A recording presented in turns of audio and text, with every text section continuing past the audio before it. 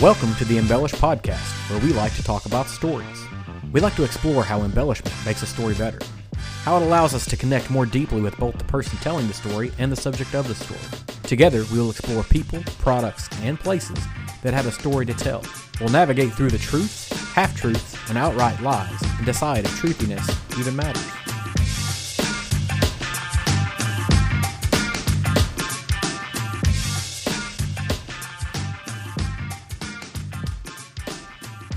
Thanks for tuning in to the Embellish Podcast. If this is your first time joining us, take a chance to go back and listen to episode 0, where we introduce what the overall idea of it, what it is that we're trying to do here. And if you've returned to listen to the second episode, thank you very much for coming back. If episode 0 is the who and the what of what Embellish Podcast is, this is maybe episode 0.5 or episode 1/2, where we explore the why of it. Storytelling to me is a sign of humanity. It's the thing that is central to the history of man, evolution, religion. All of these things are trying to tell some sort of a narrative. It's deeply ingrained in who we are, and it's the lowest barrier of entry for knowledge acquisition. If you want to learn something new, the easiest way to learn it is through story format. We see that with math problems that are word problems. We see that with any number of problem solving. If we can break it into a story format, sometimes it makes it easier to understand. Some may perceive storytelling as lying or embellishing of the truth. And that is part of what creates the unique flavor of any given story. But lie brings such a harsh connotation. I'm not sure lie is an appropriate term for what happens within the concept of storytelling. Prime example is religion. Whether you are a believer of any deity or not, the handing down of religious tradition began orally. All religions are founded in oral tradition. Through that time frame of oral tradition being passed down from person to person, it is incredibly possible and more likely than not the case that the oral tradition that is passed down contains things that are factually incorrect. And that has to do with the nature of how we communicate information over time. I'm sure that you've played the telephone game where you have 10 people set up in a line and one person passes a message to the next, and when you get to the end, you wind up with a message that is entirely different than what was originally said. Most of the time it will maintain the sentiment of the original message. It just loses some of the specificity over the carrying of the information from one person to the next. So storytelling in and of itself is not lying. There are things that might be deemed to be falsehoods or half-truths along the way. There is also the possibility that during the course of storytelling, you intentionally tell lies to make things more interesting, make things more fun, more approachable, or more dramatic. And that is a part of storytelling, and that's a part of product storytelling as well. It's something that we can't get away from. So what we as consumers, what we as individuals have to do is we have to be able to discern, is this particular falsehood brought in with an intent to deceive us in a negative fashion? If all we ever had was just the facts, that would sort of suck. You'll find that the nonfiction and fiction sections of any library or bookstore are incredibly different. The human mind is drawn towards fiction, and the best pieces of fiction have enough fact in it to make it believable, but enough fiction in it to make it interesting. Going back to the discussion on whether you are a religious or non-religious type person, religious beliefs inherently absorb the idea of storytelling. One might assume that if they are a non-believer or an agnostic individual, that their particular belief system is devoid of story, and nothing could be farther from the truth there. In trying to understand what it is that that particular person believes or does not believe, they've crafted a narrative, a story of why it is they are the way that they are. In a desolate marketplace, storytelling is unnecessary. In a marketplace where there are few products, differentiation is not necessarily required. However, whenever you end up with a marketplace that is full of products, you have to find a way to differentiate yourself. So storytelling can become that avenue. The avenue where you create interest, you create buzz, you create a want of a specific product by crafting a very careful narrative.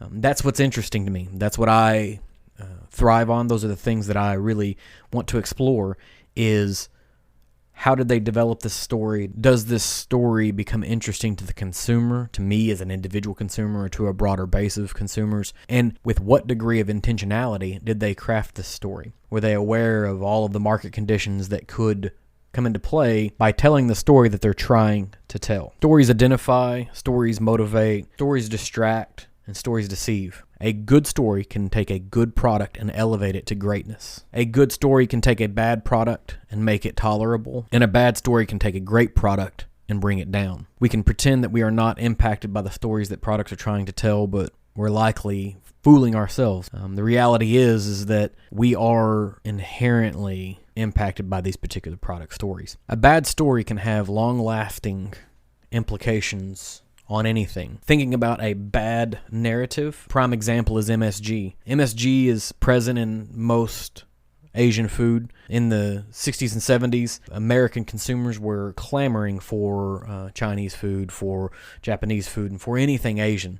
Something new and something original, something that they were not used to. We can fast forward a little bit, and at some point in time, a story was developed that MSG was directly linked to cancer. Now, there's been a bundle of science put against this particular concept over the last 20, 30 years that indicates that there is no linkage between MSG and cancer. I would guess that as soon as I said MSG, you likely began thinking about that particular chemical that causes cancer.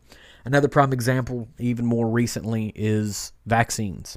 Whether you are an anti-vaxxer or a pro-vaccination individual, I don't know, and I honestly don't care. But the anti-vaccination group got a whole lot of followers because a famous person at some point in time picked up some bad science and yelled loudly from the rooftops that her child specifically had autism because of vaccines. So it began this incredible narrative that vaccinations lead directly to autism in children. And it is something that science has spent millions, if not billions of dollars trying to counteract over the last 10 years. Something that they've tried to combat. And it goes to the power of a story. The power of a story to harm and the power of a story to help. Another example of a powerful story is the Pepsi Challenge. If you are a Gen Xer on the edge of a millennial, you're probably familiar with the Pepsi Challenge. It was a period of time in the 80s and 90s when the Pepsi company was going into the marketplace and doing blind tastings. And it sounds very familiar for the bourbon world. But they were doing these blind tastings to hope to change the narrative that Coke was the premier carbonated beverage of its time. They were basically assaulting the narrative that Coke was the best,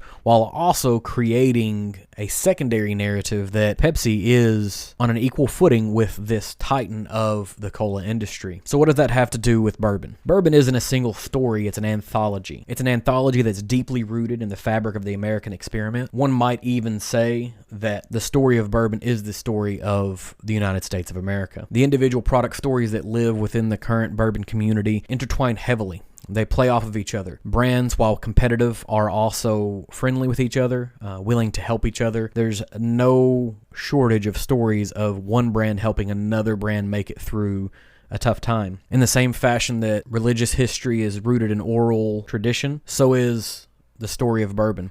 It's rooted in passing on of recipes from father to son on a farming operation. It's rooted in the foundations of who was the first person to ever make bourbon, who was the first person to ever put clear liquor into a barrel to create an aged product, and how did they get there? And so because there is this oral tradition at its inception, it's hard to pinpoint where it began and who began it, and that adds a degree of mystique to it. Bourbon has its inceptions in on-farm distilling.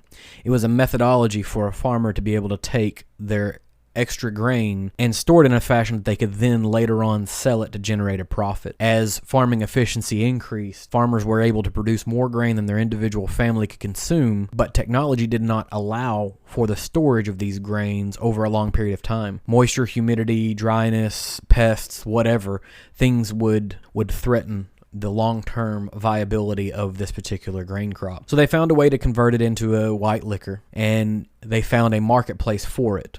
Because if we look back far enough, we'll find that the average American in the early stages were consuming gallons upon gallons of alcohol on a yearly basis. As the bourbon making process matures, we move into a world of mass production and rectification and blending and ways that we can try to increase our profitability and our efficiency. And you could make a direct correlation between that and the Industrial Revolution here in the United States of America, and how these two things are still intrinsically tied to each other. So if you fast forward to modern day distilling operations, a lot of the exercise is very much the same. You put a degree of grain in some good clean water, you cook it, you distill it, and then you stick it in a barrel. How can we correlate this particular process to the technology era? Well, now we have introduced these concepts of custom distilling and experimental finishing and new ways of trying to age. In the same way that the United States economy grew and became increasingly technologically influenced, so did bourbon. So you might be able to really romanticize the concept of bourbon and say that bourbon is the United States in a bottle. It's a blending of products. It's a long process that over time has matured